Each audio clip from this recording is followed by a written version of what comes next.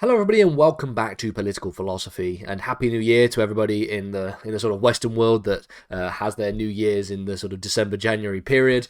This lesson is going to focus on the first of our major topics for the subject of political philosophy. And the first topic we're going to be concerning ourselves with is the idea of civil society in political philosophy. Specifically in this lesson, what we're going to do is explain what civil society is, what it means and what it refers to, and then outline what this little mini series of videos is going to be exploring this particular chapter, and then obviously finishing on the further reading and citations as well as usual.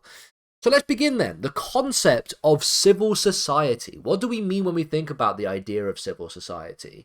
And why is this a issue of importance for political philosophy? Why is this a political philosophy based kind of question?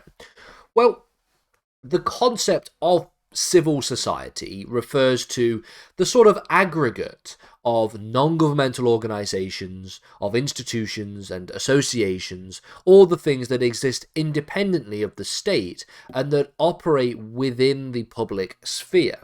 So we will be spending a lot of time in the later videos on this particular series talking about the role of the state, the nature of the state, theories of state, all these different ideas related to the functions of the state and all this kind of stuff. But that's going to be the final topic of our series of videos. This is going to be thinking about the nature of public institutions, public associations, and public organizations that exist and operate in the public sphere, but that exist independently of the state. The reason why this is important is because we're thinking about the way in which these organizations, such as community groups, non-profits, labor unions, religious institutions, professional organizations and associations, and voluntary associations, how these things create a function of society. They create a function of social structure. They provide a foundation of social structure and social nature that is very much an important aspect of our political life, and very much therefore a very important aspect therefore of our political philosophy. So we see civil society, therefore, as a space whereby citizens are able to express their interests, but also engage in things related to social interactions and the exercise of their rights and responsibility out of the basic direct control of government institutions. And so that's one of the reasons why this particular area is so important for our understanding. Because one of the reasons why it's so important is because if we think of a liberal conceptualization of the state, and we think of a sort of liberal conceptualization of the political community, the civil society provides for you a very strong foundation, a very strong institution for which your rights and responsibilities are able to be exercised outside of the direct control of government institutions.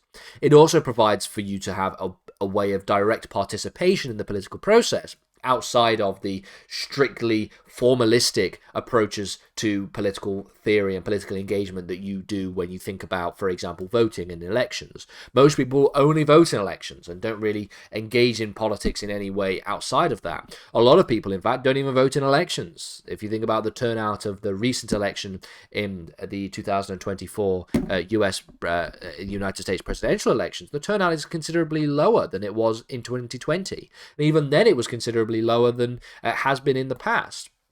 People don't tend to vote. There is a sort of sense of political apathy that exists.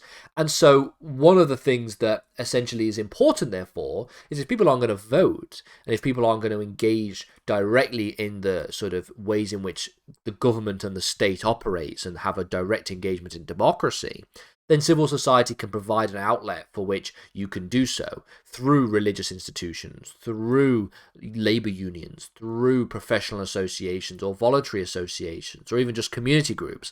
Even groups that aren't necessarily seen as directly political or engaging in a political message can still nevertheless have a very important part and a role to play when thinking about the nature of civil society.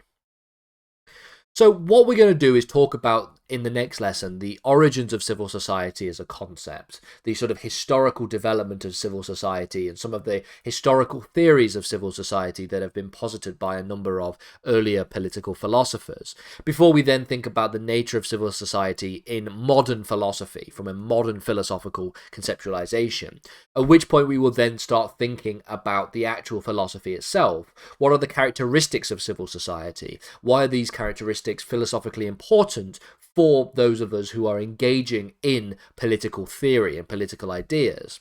And then thinking about the nature of civil society as it relates to public life and political life, and the ways in which the political community is structured. All of this will then form the basis of the idea of basic liberal political ideals, before we then start thinking about the next major topic, which of course concerns itself with the nature of democracy and the idea of democracy, the concept of democracy and liberty and liberal democracy, and the role that democracy plays within political philosophy.